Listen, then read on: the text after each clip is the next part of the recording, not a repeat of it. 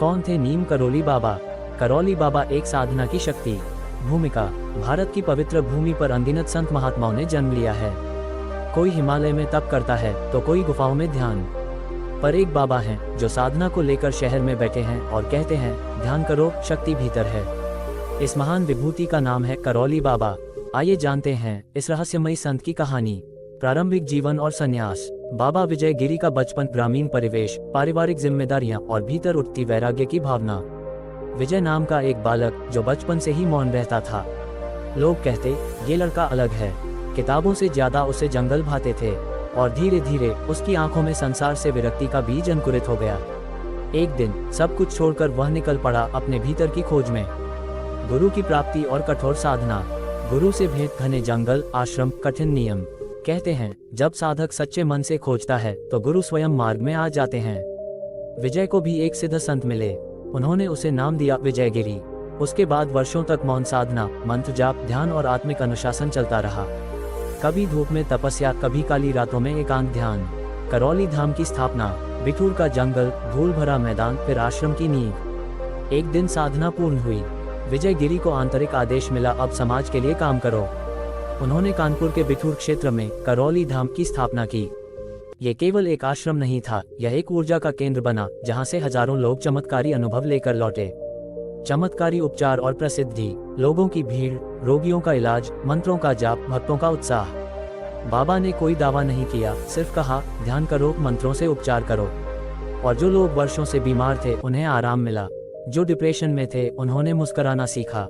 यह कोई तामझाम नहीं था, सिर्फ मंत्र, ऊर्जा और श्रद्धा का संगम था। बाबा की शिक्षाएं और प्रवचन।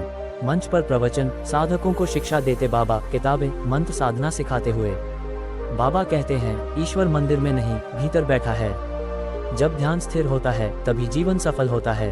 वे योग, ध्यान और मंत्र विज्ञान को एक सरल भाषा में समझाते हैं। उन्होंने हजारों लोगों को आत्मनिर्भर बनाया। सोशल मीडिया और डिजिटल युग में बाबा। यूट्यूब वीडियो क्लिप्स, बाबा के लाइव सत्संग, लोगों की ऑनलाइन गवाही। करौली बाबा की ख्याति सोशल मीडिया के माध्यम से देश विदेश तक पहुंची। यूट्यूब चैनलों पर उनके प्रवचन, ध्यान शिविर और चमत्कारी घटनाएं वायरल हो गईं। विवाद और सत्य की परीक्षा। मीडिया रिपोर्ट, कुछ आरोप, आश्रम के बाहर हलचल। हर संत की यात्रा में एक परीक्षा जरूर आती है। करौली बाबा पर भी आरोप लगे, जांचें हुई। कुछ लोगों ने उन्हें झूठा ठहराया, लेकिन उनके भक्तों का विश्वास अडिग रहा। बाबा ने कहा, सत्य की परीक्षा होती है पर हारता नहीं। भक्तों की गवाही और अनुभव। भक्तों की कहानियां, कोई कैंसर से बचा, कोई मानसिक रोग से ठीक हुआ। किसी माँ ने कहा, मेरे बेटे को जीवन दान मिला।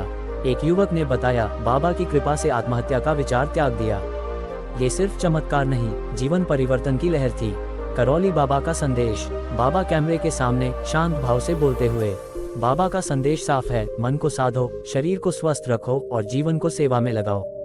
ईश्वर तुमसे दूर नहीं है, तुम्हारे ध्यान में है।